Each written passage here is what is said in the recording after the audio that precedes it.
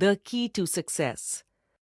The prestigious Delhi Metro project was getting delayed.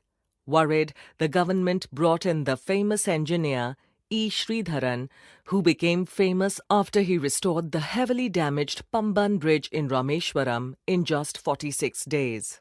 Sreedharan immediately understood the reason for the delay. The workers were talented, but were not punctual.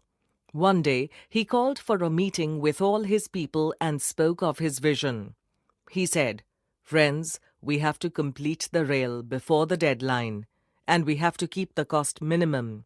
We should give Delhi the quality of a French or a Japanese rail system." He continued, "We need to respect people's time. The train should not be late even by 60 seconds late." Sreedharan set up a digital clock at every metro office and also at construction sites. Here is the unique aspect. It was called the reverse clock.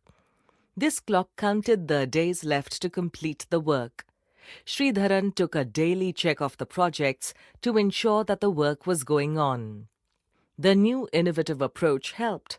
Suhas, an engineer who worked for the metro, said, "The clock ticked even in my dreams and woke me up sometimes in the middle of the night. This clock helped me reorganize my daily and weekly schedule.